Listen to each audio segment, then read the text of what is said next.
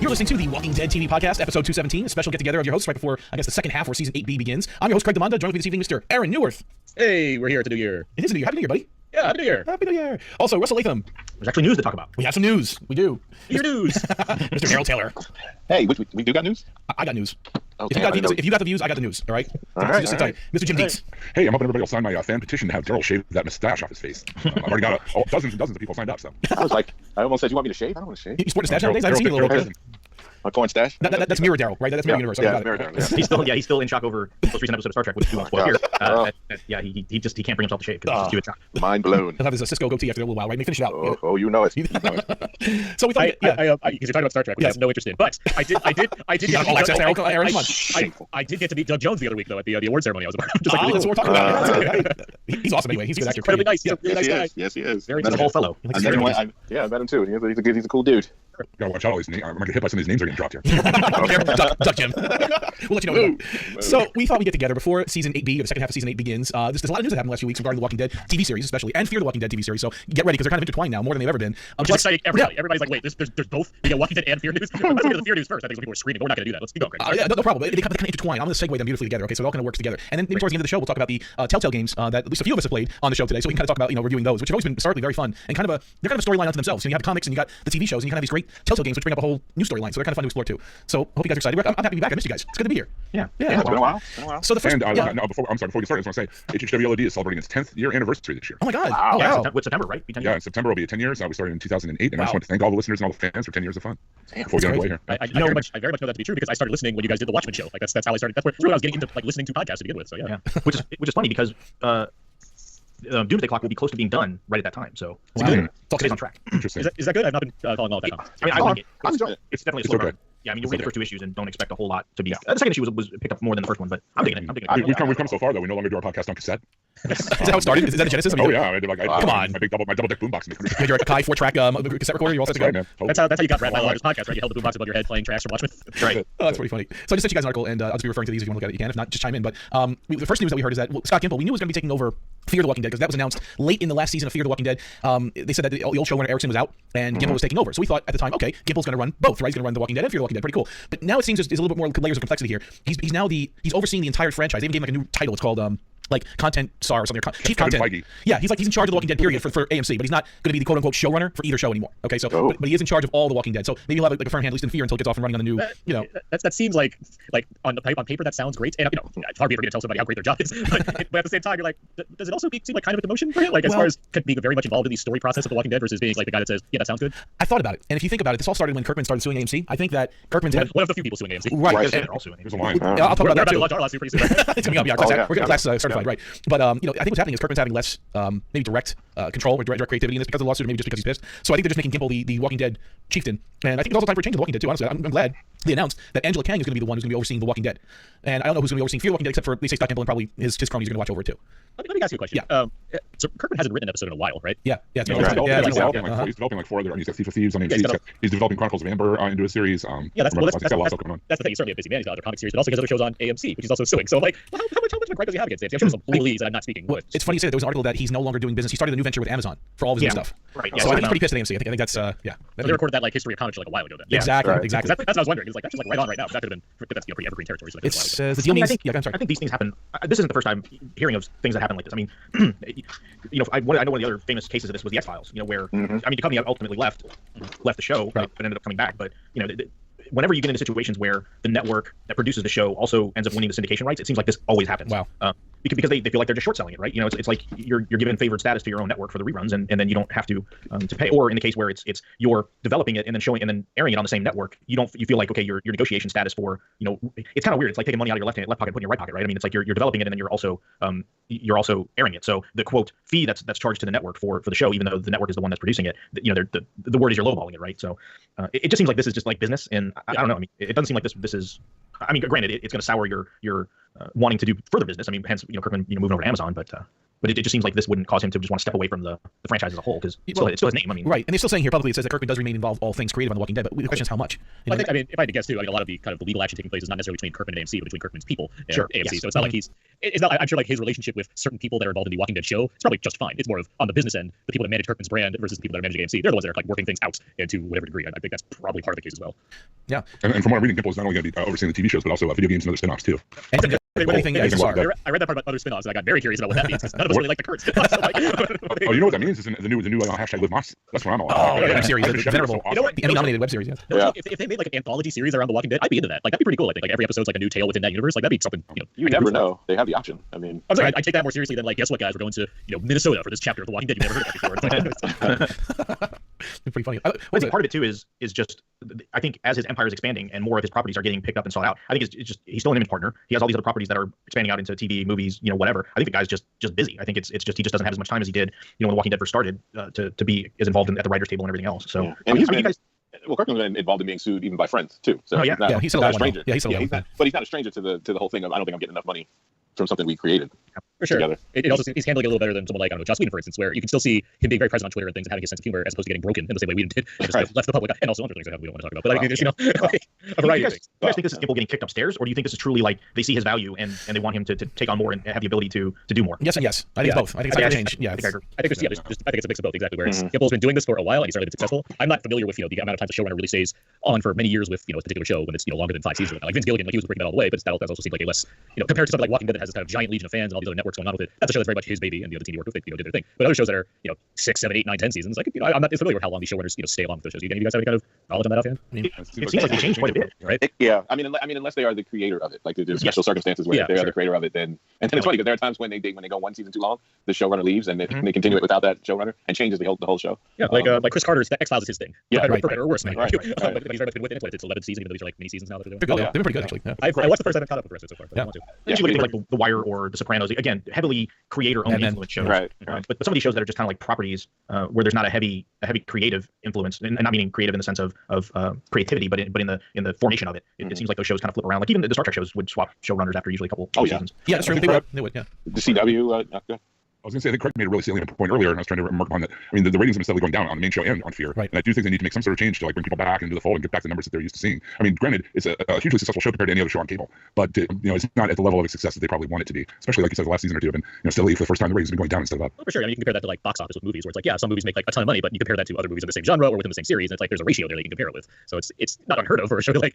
drop in the ratings and still seem successful, but at the same time, that does show that there's some kind of pattern forming as far as what people are expecting versus what's being delivered. And whether or not it's completely Gimple's fault, which I don't think is necessarily true, I can understandably believe that having some new blood in there could certainly turn things in a different direction that would be beneficial to the fans of the series as well as the series in general. Gee whiz, I hope so. So speaking of Angela Kang taking over, I know when Gimple took over, a lot of us were happy. I had mixed feelings about it, but I mean, overall, he had a pretty good run as showrunner. I mean, we had some really good moments under his watch. But if you look at some of the episodes, I just sent you guys that link. The Walking Dead episodes that she wrote, they're really good. I mean, going back to season 2, some of these are really good. Like the one where Dale gets taken out, Judge Jury Executioner, Ian and Judas, where they're chasing Andrea around, infected. Still, A is a great one. That was a season 4 cliffhanger. Screwing with the wrong people. I mean, it was I was just from the comic books, but so Right. that was co-written with Scott Gimple. Either way, that was a really great. That's the show had its highest ratings right after that episode. Like season 5, episode 1 was the highest rated Walking Dead ever. So I mean, this set the table for that. We get captured Terminus. Four Walls and a Roof, season 5, episode 3. That was one of my favorites. Where they took out those Terminus people finally. In the church, and they met Gabriel. That was just great. Right, right. 5-8 was Coda, where if you remember, that's where they ended up killing Beth. The end of the Grady Bunch saga. Which I mean, I don't know. They kind of she didn't create that saga, but she finished it at the very least. So I'll give her credit for that.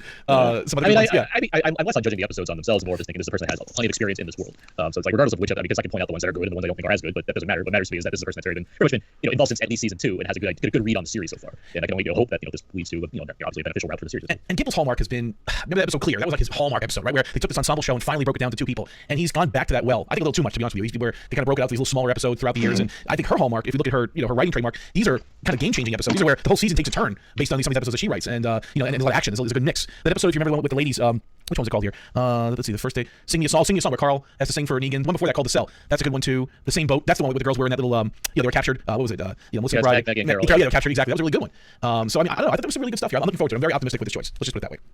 yeah, I would say it's time. I would definitely say it's time to make some changes on the writing side. So yeah, I'm looking forward to it. I think it's a good thing to do that. I don't know what the precedent is for this either, but we're replacing a white male showrunner with a non-white female showrunner. Korean American, the female. Yes, Yeah, that's it. and that's another thing that's been going on with TV as well. That's been black females. There's one handling Black Lightning. I mean, Star Trek has had like a bunch of black women. I mean, a bunch of different women of color, Asian and black, and just mixed, going on the writer's side. So it's been I've seen like an influx of writers and names that I haven't really, they haven't worked in genre TV before. They've worked in like Desperate Housewives or The Shield or things like that. But I mean, in genre TV like this, you're starting to actually see a changeover. I would think the CW would need some of that too. I wish some of them would get some new writers over there as well.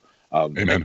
The point you're making about genre shows, people working that outside of genre shows or something. I always tend to like that in this because when you boil these shows down, you get just pure drama essentially. So yeah, I think it helps. I think that's something. As a Star Trek fan, I appreciated that with Discovery of those episodes. Like it's really gotten into the drama of it with Star Trek and the character development a lot more. And so they've been allowed to do that since storytelling has kind of changed over the years since Star Trek started. But yeah, I think that's a good thing to have it where you have these characters.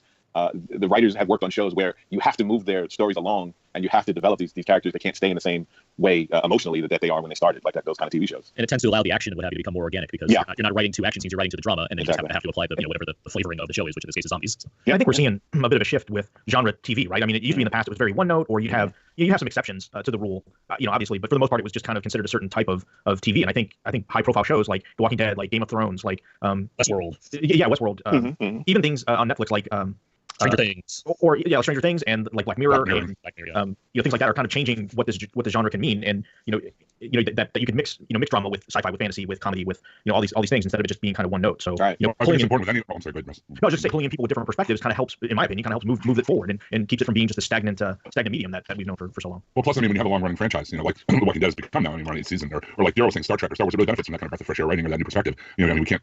As we learned from the new Star Wars movie, that not rehashing things is often a way to really let people into your storytelling and not telling the same stories over and over and over and doing the same things you've done before. So I'm looking forward to seeing hopefully a new direction with both Fear and the main show. They both kind of need it. No, you're right. Mm-hmm. Speaking of Fear, and we've heard different things about how Fear is going to be changed. And the first big piece of news we heard, like I said before, was that the showrunner was out, Erickson was out, Kimball was in. Then they dropped this bomb on us that there's going to be a crossover episode. They didn't say character, they said episode. So at first we were all thinking, all right, it's going to be Abraham, right? Risen, well, I did anyway. Risen from the back from the past. He started in Texas anyway. That's kind of where they are now, and it kind of makes sense. I mean, first I had a giant eye roll, and then I had these thoughts. Keep going. Okay, fine. Insert eye roll here. Fine. Okay, you're right. Okay, that makes sense. They said it would just be one episode, and even very, very clear about that. It's one episode, and that's it. Then things changed. Then they started realizing, okay, we got to do something more than this. Then they announced finally that Lenny James was leaving The Walking Dead to join Fear the Walking Dead. They made a big deal out of it on The Talking Dead towards the end of the season, and he was really sad, and he's leaving his crew, and he had to fly to Texas or wherever to start filming the next season of Fear. So it sounds like it's not just one episode; it's going to be the whole season and probably beyond. And it also sounds like there's going to be a huge time jump, which was the other question people had. Like, wait a second, maybe Morgan visited Texas before he went to see Rick, but we all disputed that. And obviously it's clear now because they have cast photos of him using his staff. So if he has his staff, that means he already ran into Eastman. That means this is obviously post Alexandria plus a time jump on the Fear side, because Fear is actually behind The Walking Dead by several years at this point, or at least 2 years. So it's a major time jump for that show. And Lenny James is going to be starring, and they're going to do a back-to-back. So basically season 8 is going to end at 10 o'clock or so Eastern on April 15th, and then right afterwards Fear is going to begin. So obviously the 2 episodes are almost probably going to be linked to a certain extent. Maybe we'll see how basically Morgan leaves, and maybe we see him appear in Fear. What do you guys thoughts on that? The chance to see Coleman Domingo and Lenny James just doing things together, that's interesting. I like that. I like the potential of that. What about the one black man rule though? We got a problem here. I mean, does that carry over to Fear too? I mean, I don't know. Fear goes by different rules. It threw Native Americans to kill by way, so it's just all right. Just making sure. I'm a big fan of Strand. I don't want Coleman Domingo to go. All right, so that's I don't know. It'd be funny if he dies the episode before he dies. 4-1, he's gone. Right, so he's done. Morgan comes and Strand goes. There can only be one. Why though? It's so stupid. Why? Right? I don't know. Considering where those 2 different characters are coming from, it would be. I mean, even beyond the caliber of the acting that they both have, just to see those 2 characters interact would be great because they're coming from such different places. Yeah, I hope they don't kill Strand. So it's not just Lenny James joining the cast too. There's been other casting news as well. Garrett Dillahunt, which I'm a big fan of Garrett, big time. I'm a fan of his. Yeah. Jenna Elfman, Maggie Grace, Kevin Zegers. Those are the 4 big ones that they announced so far. So they're really revamping this whole show. They're adding 5 new characters, at least of this season. Who knows who's going to stay beyond the season? But right away, they're just revamping this whole thing. Kevin Zegers might be the least notable name on that list, but he is in the Dawn of the Dead remake of the Zack Snyder film. Just thought that was a neat. He's also the star of Airbud. Just pointing that out, but still. It's funny. They're filming Fear right outside the town I lived when before I moved back to Houston when I was out west. They're filming very, very close to where I used to live. But I mean, should that be that surprising? I mean, the town is called Blood and Guts, Texas, right? It's pretty accurate. And they're also saying here, I'm going to give the article, it says, Dave Erickson left, but Andrew Chambliss and Ian Goldberg are kind of filling in the showrunner. So Scott Gimbal's kind of overseeing the whole thing, but with those 2 underneath him. So maybe he's not a proper showrunner at this point, but he's got his people in there. Yeah, I think like we said, kind of him being the Kevin Feige of the Walking Dead universe is probably the most accurate. Well, as long as he's not the Jeff Johns of the Walking Dead universe. Ouch. I'm looking forward to it. I think it's going to be a whole reboot. And that's a huge time jump, too. I mean, that's a major... That's the best thing I can do. Yeah. I mean, it's not like the characters they have now have a huge following or something, It still will be weird to see, I mean, with the Lenny James thing. I mean, he is a heavy hitter in terms of acting, but it'll be weird to see, I mean, because they're always going to be behind, right? So it's like, what is going to happen with this character in this show? What do you mean behind? What do you mean behind, though? Well, Fear, is it Fear? Walking Dead is ahead of Fear? They're about 2 years ahead of Fear as far as the timeline's concerned, but what's going to have to happen is if Lenny James is joining the cast, there's going to have to be a 2-year time jump at the very least on Fear. I think it'll be it'll be matched up with it. It'll be alongside. Oh, you think they'll? Also, you think they have to? There's no way to do it. There's no Morgan didn't take a detour to Texas on his way to finding Rick. It'll have to be just matched up side by side at that point. That was the whole thing, because they have him using his stick, and he didn't get trained with the staff until right before he met Rick. Well, so, then that would make sense why they would need someone to oversee everything if they're going to be that close. Yep. Yeah, they're going to be close. I think we're going to see more. I think that's maybe part of the reason too. Is I think we're going to see more interaction between these 2 shows, whether it's I don't know. Maybe they look at the CW stuff and say, "Man, that's real popular when they do the massive crossover." I mean, even if the ratings aren't lighting the world on fire, like people respond very positive to that, and maybe they feel like it's a way to boost the ratings of Fear if they do like an annual, crossover type thing, or if they have some We're gonna learn about the secret stash of teleporters and helicopters that he has. or Daryl takes a bike trip to Texas to get supplies or something, whatever. That's how Ryan would read us, or whatever the hell that show's called. Stick up the highway. Well, laugh if you will, but I mean, with all the Chicago shows with Dick Wolf, I mean, he has made a fortune, and the fan base for these shows have been pretty strong, and they connect everything. I mean, so I can see them looking at all of that and saying, like we could take a little bit of all that and do the same kind of thing, or we could have it where, they team up every now and then, or there are threats that maybe one has to deal with, and then it winds up being that both of them, it's so big that maybe both of them have to deal with that threat, or Also, when you're desperate, you have to try to claw your way out to figure out something, like, depressing ratings for two different shows. Like, there you go. Everything you say you won't do, and that's why you always have to say, never say out loud or to the press, I won't do this with my show. And they did, and then they're eating the words. No tights, no flights. At least it's only an AMC TV series, and I don't know, the president of the free world. Like, one of those things matters as far as what you say. So. Right, but it never. Every time someone has said, this is the rule, we're not going to do this. I mean, but they only said it. They didn't build a big beautiful wall between the shows. So Right. So the official statement here says, in season 4, we will see the world of Madison Clark and her family, what's left of it, through new eyes, the eyes of Morgan Jones, joining the story from the world of The Walking Dead. The character's immediate past mixes with an uncertain present of struggle and discovery as they meet new friends, foes, and threats. They fight for each other, against each other, and against the Legion of the Dead to somehow build an existence against the crushing pressure of lives coming apart. Oh my God. Darkness and light, terror and grace, the heroic mercenary and Craven, all crashing together towards a new reality. That's the official AMC blurb. it's in the Badlands, right? It's in the Badlands season 3.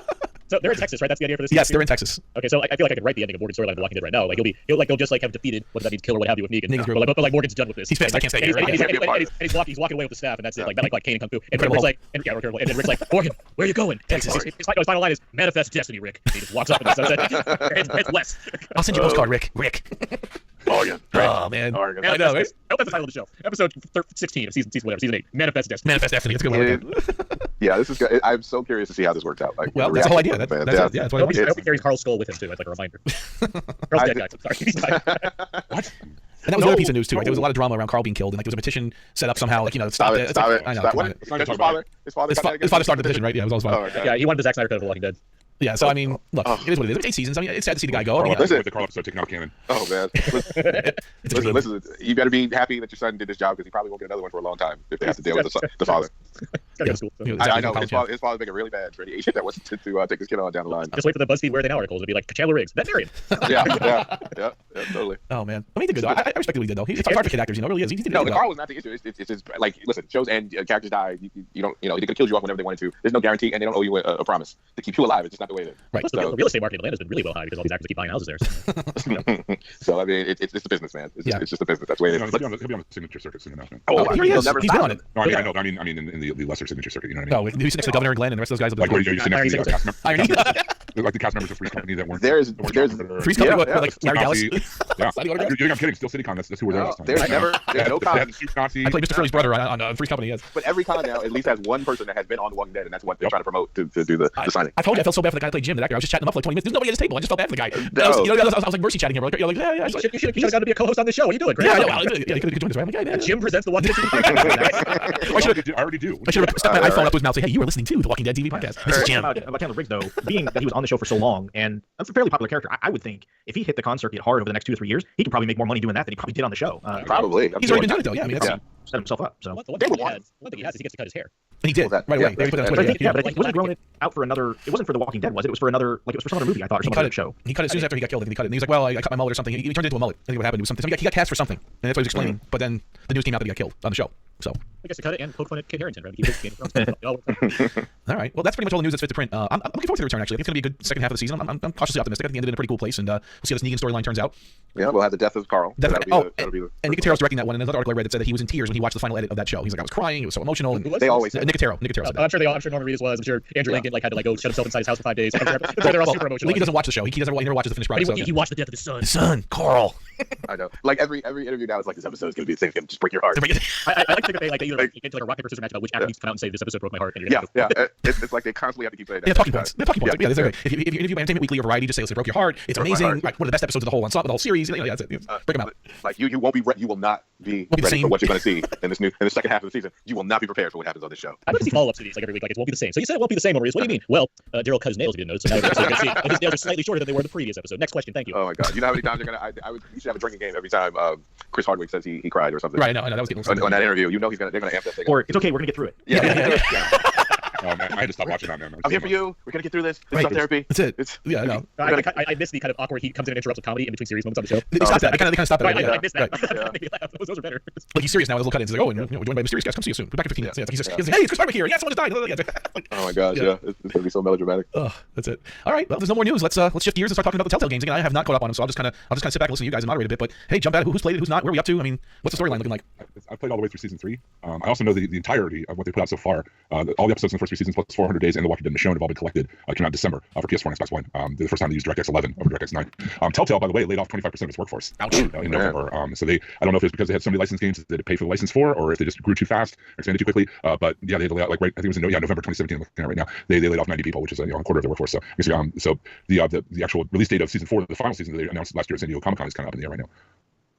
And so that whole collection of the games, Jim, that was also remastered, correct? Is that the case? Yeah, it was remastered. It was in they upgraded the game's graphics. Like I said, they used DirectX 11 over DirectX 9. Okay. They also use this new interface. They have a new thing called the Telltale Tool that they brought out in New Frontier and also in the Batman Telltale series. They did. Oh, the TTT? Yeah, the Telltale Tool. Yeah, The T-Cube? the T3. T3. But it's a proprietary engine they use, and you can really tell. I mean, it really for sure, yeah. It really sharpened things up and made for clear storytelling. I'm a big fan of the Batman Telltale series too. I really enjoyed that. Yeah. But I played all the way through New Frontier. It's the continuing story of Clementine from the other stories, and AJ, the infant that she rescues at the end of season 2. Spoiler: he's a toddler in this, and it is. I think Aaron said this too. It's probably my favorite thing to come out of this universe, including the comics. The stories are very well written. There's a lot of drama, and you have to make these heartbreaking choices. Am I gonna feed this child, or am I gonna feed myself? Things like that. There are all kinds of split-second decisions that affect the gameplay as it goes along, and it's just even if you think you make the right or wrong decision at the end of the game, it'll show you like how many other people, percentage-wise, had made the same decision or a different decision than you, and it definitely changes the story as it's played. So I mean, I really enjoy the storytelling aspects of these games. These aren't like shooters. This isn't Doom or Call of Duty. This is more a thinking and narrative game. There are action sequences and quick time events and stuff, but it's definitely skewed more toward the narrative side. Yeah, it's not like the old like Roberta Williams, style adventure games where you're clicking through, clicking on 57 different things and scrolling through your inventory items, and kind of like you're literally just kind of somewhat like an active participant in the story. It's mainly the story, and then you just make dialogue choices, you make and you make other choices. But yeah, I think I really like the updates they did with the New Frontier just from a UI perspective. I mean, yeah, the revamped character models. I mean, it's always kind of had that cell shaded animated feel, but they kind of dialed up the rendering in New Frontier a bit, so things are a little more sharp. There's a lot less clipping, collision issues where textures and stuff just kind of like blend into one another. It's a lot more defined on the models, and it feels a little less over rendered in general. But I really like the UI tweaks. They made at least. So I played it on. So I played the Michonne. I played season 1 on the PlayStation. I played season 2 and A New Frontier on the PC, but using my Steam Link. So I actually played on the TV through the controller. And so one of the things I appreciate with the New Frontier, with the new interface, is like all the buttons and stuff are much larger, so you don't feel like you're having to constantly be it gets to the point sometimes when a lot of these events are happening where you're so focused on looking for the button prompts and stuff that you really lose the action. And so kind of the revamped interface with this new engine makes the button presses and the actions more pronounced. So you don't, even out of your periphery, or if you're not completely focused on it, you can still kind of get the gist of what you need to do to kind of carry forward. And so I appreciate that. And it just has they've added some dimensionality to it. It just looks sleeker. It looks more polished. Because that old, I mean, Jim, you played a ton of those games, I know as well too. And I think that old engine was starting to rear its ugly head. Yeah, the new engine makes a huge difference. Absolutely. And I think I can't emphasize enough like how strong the storytelling is. In a lot of games, the narrative focus on let's say like a Mass Effect or Fallout 2 or whatever, or Fallout 4. I mean, you'll see the different dialogue choices, and there's one that's obviously going to be the right one. You know what I mean? And the others that are different shades of gray. And this, you never know. And usually are on a timer. You have to choose, in a finite amount of time, which way you're going to go, what decision you're going to make. And seeing those decisions have an impact in the game as it goes along is just incredible. But yeah, I totally agree with you. The UI with the new, the T3 Telltale Tool engine is really doing a lot better than what they had before. Yeah, speaking to the playability and just the graphics, I completely agree with what you guys said. I played season 1 400 days, and 2 I played on my PS3, and I played Michonne and season 3 on my PS4. And just like any kind of game series, the evolution in graphics and what have you evolves for the better. So just regardless of the story, which I'm sure we'll get to, as far as how the New Frontier kind of shapes up compared to season 1 and 2, like it's certainly it's a game that plays better and better as you kind of go through it. And it's welcome. And I excuse me, oh boy, I think it's water. I don't know if I'll ever have time to play season 1 and 2 again, but I would be curious to play it with the kind of updated engine just to see how smoothly it run again. That said, long-time fans of this show know I'm a huge fan of season 1 and 2 of the Walking Dead Telltale game, and like Jim, you accurately said, it is my favorite version of Walking Dead at that point. Playing those games, I think the storytelling is absolutely phenomenal. It seems like they had writers that just knew exactly how to capture the tone of the comic series and really make it into something really worthwhile, especially in such a unique format by having this adventure point-and-click type game and using that for the better. And season 1, that was like game of the year for a lot of people. That was a huge hit when that came out. I think it actually won the video game awards beginning of the year that year as a surprise over some really big things. Yeah. Something else that's very cool for me in the final season that's supposed to be coming out sometime this year. They brought back Gary Whitta, who left Telltale to write movies, including a little movie you may have heard of called Rogue One, from that little indie Star Wars franchise you may have heard of. Yeah, see, but he's coming back to write the final season story. Well, that excites me right there. So he wants to complete the Clementine story that he started. So that's cool. That's very exciting to me.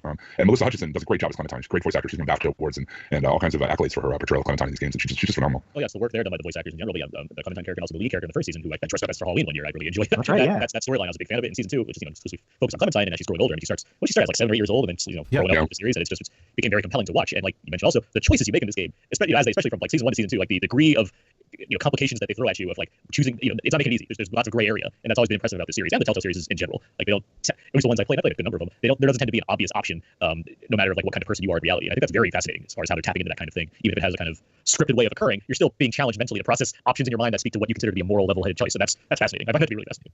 Plus, I mean, sometimes there are crossovers. Like Herschel and Glenn were both briefly in season 1. As we mentioned, there was a Michonne miniseries game that kind of filled in the gap where Michonne was when she left Rick in her group for a while. So it's definitely in that universe, but it's not really beholden to it. I mean, like for the first few seasons of Walking Dead, it had that anything can happen kind of thing. Like anybody's fair game, anybody could die this episode. There were surprises and stuff, and that still delivers in the game. I mean, there were moments that just, I mean, literally I just dropped the controller and my jaw hit the floor, in a few places. But yeah, really good stuff. I can't recommend it enough, really. And one of the things, Aaron, you mentioned the story and the writing and everything, and part of it is you could kind of play the game to your liking, right? Like if you want your character to be an a-hole, you can have them respond like they're an a-hole, and then the other characters sometimes will respond based on the way that you talk to them. Sometimes it's it doesn't matter what you pick, they're just gonna respond the way they're gonna respond. And then just narratively, if you feel like, hey, this character in my opinion should die as opposed to that character, instead of the writer of either the comic or the TV show making that choice for you, you make that choice. So it's interesting to play a game so closely tied to source material that we're familiar with in both TV and comic, and then have so much agency as far as how you determine how the story is being told. Sure. And sometimes you think you're doing the right thing and you totally aren't. Yeah, sometimes there is no right thing. Like it's just like, oh, okay, so I get to choose with this person dying or that person dying. Oh, great. Or sometimes you pick for that person not to die, and then that person ends up dying anyway, and then you just piss everybody else off. So. Yeah, like I said, I just echo what Russell and Aaron are saying. I can't recommend them enough. They're really good games, and if you're a fan of this world at all, and even like I said, it's not real like Twitch shooter reflex style. You don't need to be a 12-year-old who plays Call of Duty 20 hours a week to enjoy these games. They're more narrative focused and they're more about the story and the characters. So. And Jesus shows up in A New Frontier. Yes, oh yeah, I forgot about that. And they name drop the kingdom. Should we talk about New Frontier a little bit? Yeah, we can. I know, Rusty, you're not finishing it, correct? That's fine. I mean, I'm not going to spoil it. Right? Yeah, it's not a big deal. But I'm more curious what's kind of your impression of it compared to season 1 and 2. This one, I mean, aside from the graphical revamp, which is very welcome, this one starts off like a son of a bitch. I mean, it's like, I mean, this one will tear your heart out in the first, 30 minutes of gameplay in a way that the other games really didn't. I think some of the things, like especially with what happened at the end of season 1, I think it was kind of telegraphed that early on that's what was going to happen. And some of the other story beats, I think it weren't, while they were shocking in the moment, like when you look at it overall. I mean, this one starts off, it's like somebody commits suicide, a little girl gets shot in the head. It's like what? Like what? This one, the story grabs you from the jump in such a visceral way. It's really interesting. And I found a lot more plot twists and turns, I think, in this one that I maybe should have saw coming but didn't see coming, that have made it a very interesting story.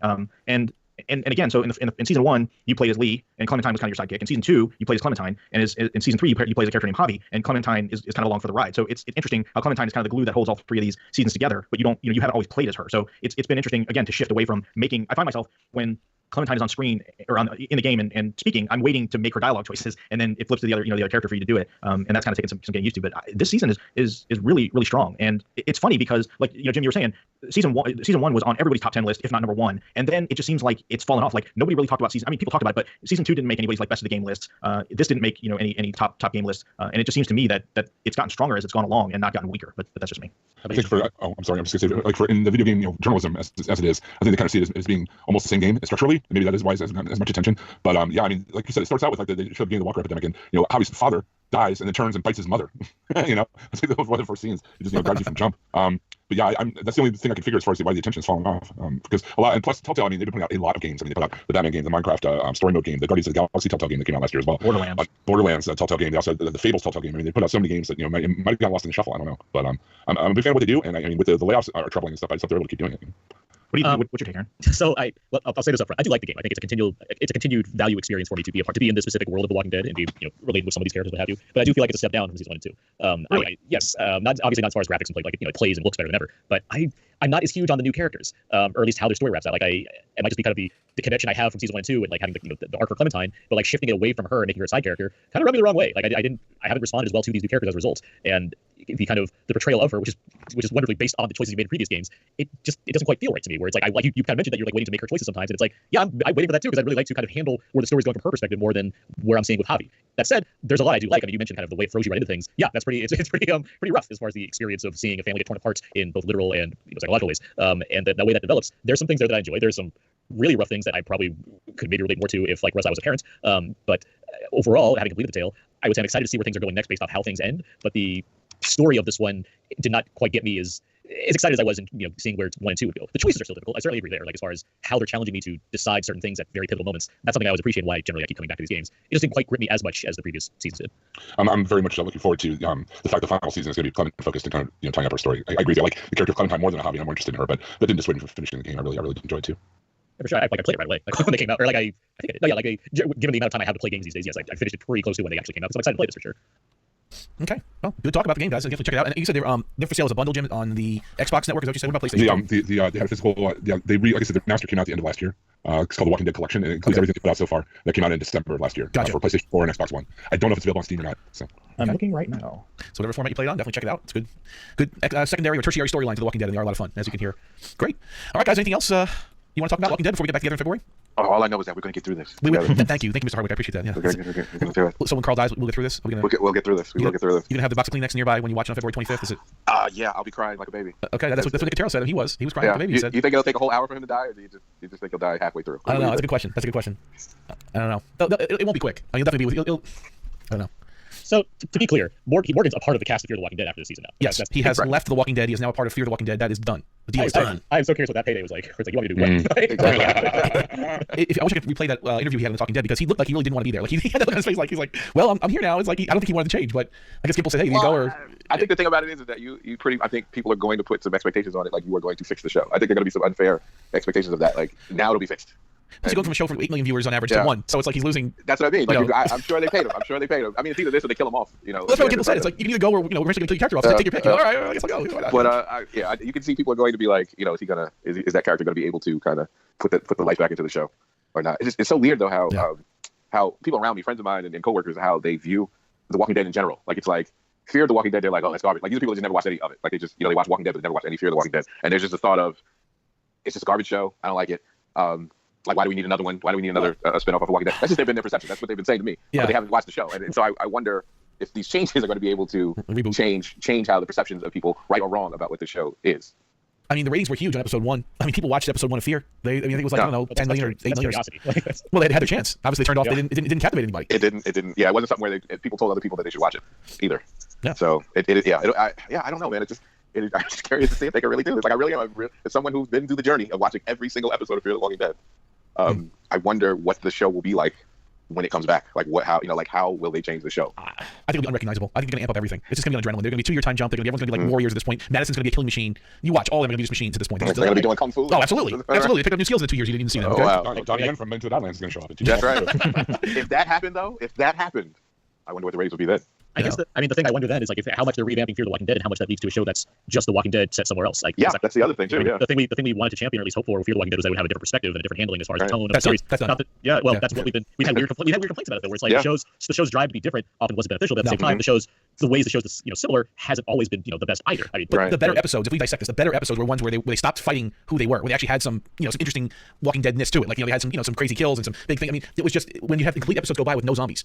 You have complete episodes go by where the zombies aren't even a threat. It's like they're trying to stay away from that. But it's like you can't fight who you are. You are the Walking Dead. People tune in to see that kind of crazy stuff. What crazy zombie kill they're gonna have here? What's gonna be the next threat? What's gonna be? You can't fight that. And they tried too hard. And every time they fought it, they lost. That made it worse and worse. It makes me wonder if it is going to be completely stripped out and just be just another version of Walking Dead, or if they just have some completely other idea they have to kind of make it a show that feels like something that's set in a world full of zombies, but also a show that's distinctly Fear the Walking Dead and not just a clone. Look at NCIS. They have like 15 different clones, right? They all work, right? It's like, My TV doesn't get CBS. So I'm sorry. You have all access. I have to pay for it and watch this little show called Star Trek. Even as an old man who watches some of these CBS shows, there is one thing they did do, like for NCSI and NCSI LA, for example. One show is like more of an ensemble, like The Walking Dead, the first show. The second show, LL Cool J? no, Okay. just NCIS regular. It was just more of an ensemble. And then the second show kind of was like the amped up show of two guys it was like a buddy cop thing. Like they kind of Chris amped it up. O'Donnell, They kept it more. You got more into the backgrounds of those characters more than they did in the other show. So I don't know what. Well, like what is it? What Big Bang Theory is a straight up sitcom, and Young Sheldon's like a multicam show, right? So it's like Yeah, which totally is Wonder Years. Yeah, the Big Bang Theory is like regular comedy thing, and Young Sheldon is more like the Wonder Years, just with a different kid. the character we all know and love. Right. It's I really like the idea of an anthology show. I mean, that would make a lot of sense, and they could tell a lot of different stories. And Telling you, I mean, Bazinga. It's like the cross. Like there's a. I don't know what that means. I'm sorry. That's the first and last time I'll say that. Has anyone heard of the comic called The Cross? That sounds familiar. The Cross. Yeah, The Crossed.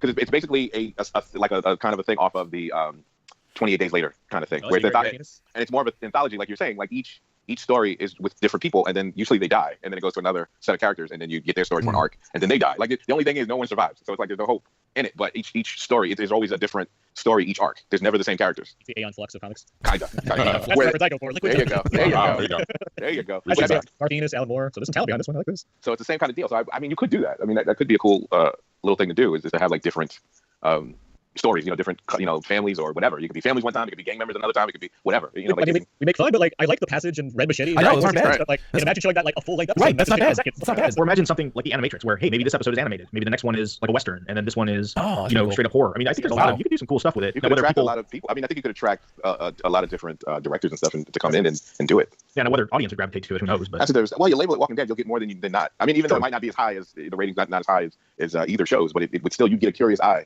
If you start off strong, you get a curious eye for those shows. I'm telling you right now, Tales from the Walking Dead. Yeah, So exactly. I'm cool with that. Yeah. I mean, what's wrong with Walking Dead Texas? Like, what's wrong with that? Why is that such a bad thing? Or West Coast Walking Dead? It's not bad. Inherently, it could work. And with all these new cast members they just hired. It's a whole world. Imagine in Alaska. I mean, a Walking Dead, an episode where the zombies. 30 Days of Dead. Yeah, you're stuck out in the snow and you're running for your life out there with the frozen zombies. I mean, there's stuff you can do. I mean, there's stuff you can play with if you got somebody wanting to do it. And there's so many writers and directors out there that love horror that would come in here and want to do something. Want to put their little stamp on a show. Or like you said, an island, which has been done already. But I mean, maybe there's other things you can do. There's other things you can do with it on the island too. Right. Still do it. Yeah, there's other things. Or like maybe there was a submarine out there, like the Last Ship, like that show, right? Like, yeah. They're still surviving. The Last Ship. Yes, exactly. I'm referencing that. But I mean, there's things you could do. They're still surviving, but maybe who knows what happens. And then even in other countries, I mean, imagine other countries where it's just subtitles. You play with it where it's all subtitles in that, and you see them try to survive. If they do this in the cut. Yeah, exactly. We need to ship this episode right over to AMC. Attention, Mr. Gimple. Yeah. Miss Kang. Miss Kang, exactly.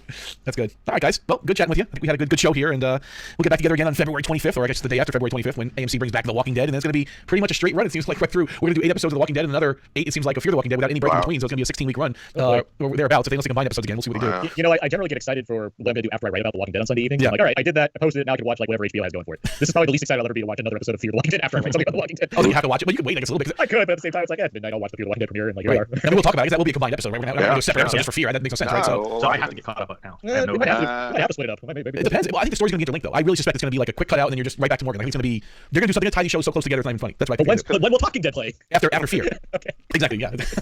What you could deal waiting an hour. Come on. Oh man, What are the ratings of The Talking Dead versus Fear, by the way? Does anyone know that? I don't even know. I'm very curious. Are you saying if they're better? Is that a problem? Is that I'm very curious if they're even close. If like Talking Dead has maybe more ratings than Fear the Walking Dead.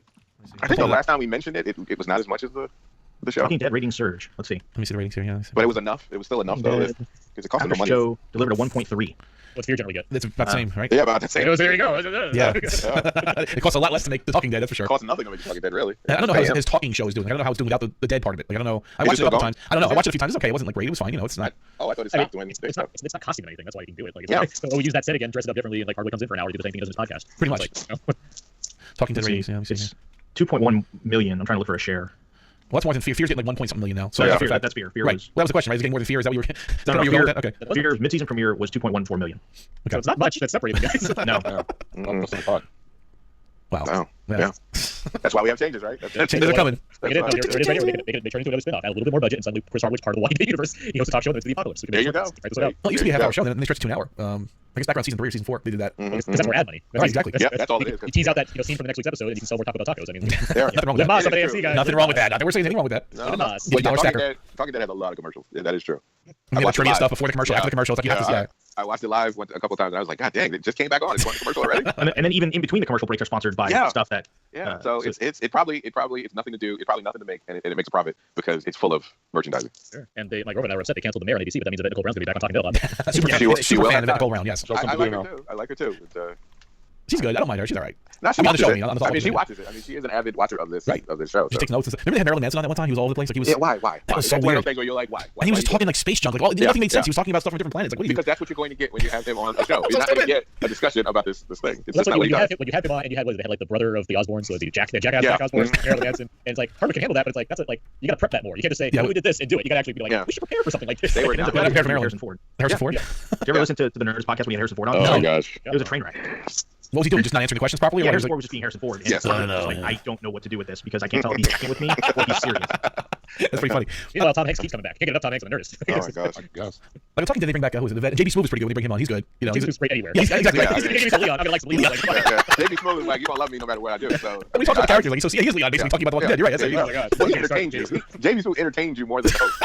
He's good. He's actually very funny. He's that good. I saw like 2 minutes on Conan the other night. It's like, oh my god. Every time he's on, I just skip like giddy. Because I only I like him more than any show he's on. Like he could be on the show and I like him more because he knows how to kill it. no matter what he's on. Yeah, He's selling that brand. He's funny. He's a good Yeah, comedian. he's that kind of guy. So let him do Walking Talking Dead. Let's say whenever he's on, it's been a couple of times. I had a big smile on my face. I'll watch that one. No, I've seen no, it. I watched Talking Smooth with JP. Talking Smooth? He's nice. He's, See, Chris out. he's one of the best things about that new Jack Black movie on Netflix. Yeah, he's in Bulk the King. King. Yeah, for like a minute. He's really good at it. It's like, for a little bit, he's really great. Watch it, man. Listen, you put him on. Get Chris out. Put him in. I'm all there. Chris is not bad, yeah. I hope JP Smooth's the last season of Game of Thrones. It'll make it way faster. Oh, what it?